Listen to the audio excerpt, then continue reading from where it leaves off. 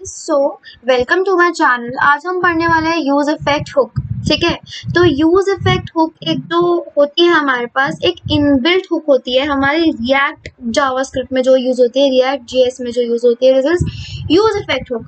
ठीक है, ये बहुत शॉर्ट वीडियो होने वाली है 4 to 5 मिनट्स की मैक्सिमम, बट इसके अंदर हम बहुत सारा यूज इफेक्ट का टॉपिक कवर करने वाले हैं। ठीक है, हम यूज स्टेट भी सीखेंगे साथ में। It's about use state also and use effect also.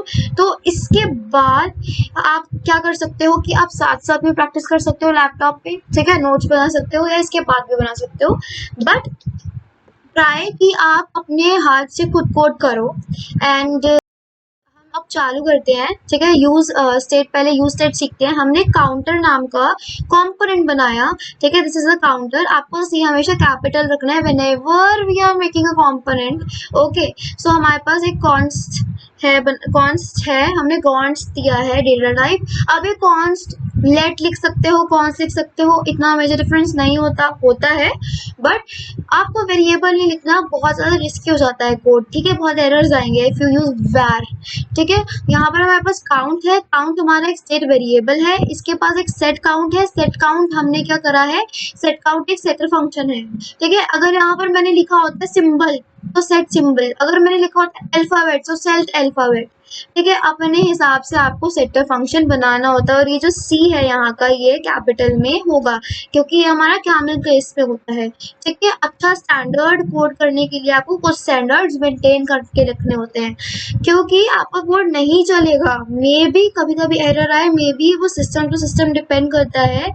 ठीक है, कि अगर आप काउंटर है, जैसे मेरा एक कंपोनेंट है काउंटर, अगर आपने उसका फर्स्ट वर्ड कैपिटल नहीं रखा तो वो नहीं चलेगा। सिंपल, ये सारी चीजें बहुत मैटर करती हैं। हमने यहाँ पर अब यूज स्टेट यूज कर लिया।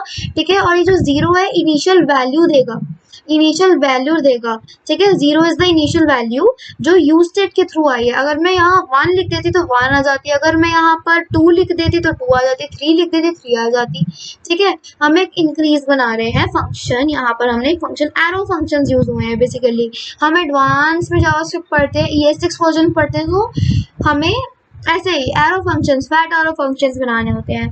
ठीक है, जो हमारा कंपोनेंट है वो कुछ रिटर्न करता है, कुछ रेंडर करता है। What is it rendering some HTML का कोड है। H2 टैग लगाया, काउंट तो काउंट लिखाएगा आपकी स्क्रीन पर। ठीक है, और यहाँ पर हमारे पास काउंट है, ये एक वेरिएबल है। वेरिएबल क्या होता है, जावास्क्रिप्ट का पार्ट होता है। जो जावास्क्रिप्ट का पार्ट होता है उसको हम ये कर्ली ब्रेसेस से दिखाते हैं। ठीक है, ये करना ही करना होता है, ये स्टैंडर्ड्स होते हैं। ठीक है, फिर मैंने एक बटन बनाया, उस पर एक ऑन क्लिक इवेंट लगाया कि जब भी ऑन क्लिक पे टच होगा, जब भी एक बटन पे क्लिक होगा तो उसकी वैल्यू इंक्रीज करके ही आएगी। देखो मैंने इंक्रीज यहाँ पर डिफाइन किया है। ठीक है, और मैंने सेट काउंट, इसके अंदर सेट काउंट। अब आप बोलोगे कि भाई इंक्रीज में सीधा काउंट प्लस 1 ही तो लिख देता, क्या हो जाता, बट ऐसा नहीं होता है। Whenever we are using states, whenever we are doing state management, ठीक है, तभी हम यूज स्टेट हुक यूज करते हैं। So what do we use, set function, हमें set count setter function use करना होता है। जो सेट काउंट है ना, यही सेटर फंक्शन है।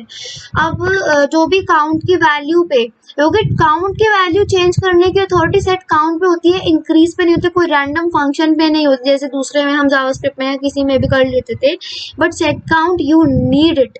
ठीक है, तो यहाँ पर इंक्रीज हो जाएगा +1 से, और जब जब ये इंक्रीज होता रहेगा, जैसे हमारे पास सबसे पहली वैल्यू आई 0 से स्टार्ट हुई, फिर 1 इंक्रीज हुई तो काउंट की वैल्यू हो गई 1।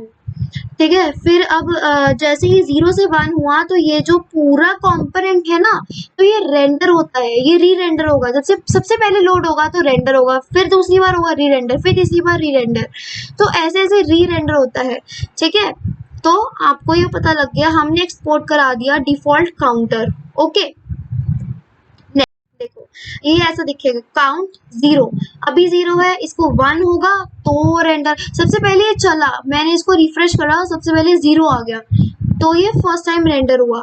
इसको मैंने यहाँ से क्लिक करा इंक्रीज पे और ये 1 आ गया तो रेंडर होगा दोबारा। फिर अगर मैंने क्लिक करा 2 आ गया, फिर रेंडर होगा, क्लिक करा 3 आ गया, फिर रेंडर होगा, री rendering.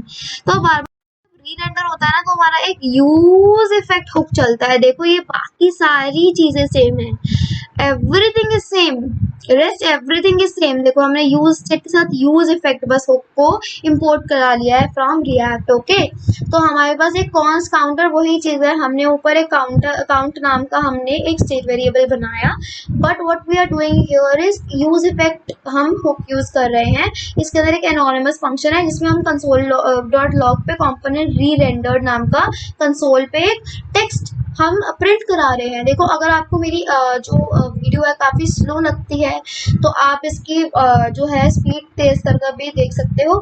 And if it is boring, so अच्छी थिंग्स हमेशा बोरिंग ही होती है, तो आपको थोड़ा सा झेलना पड़ेगा तो you have to just stay with me. Okay, आपको थोड़ा सा झेलना पड़ेगा, इट्स ओके।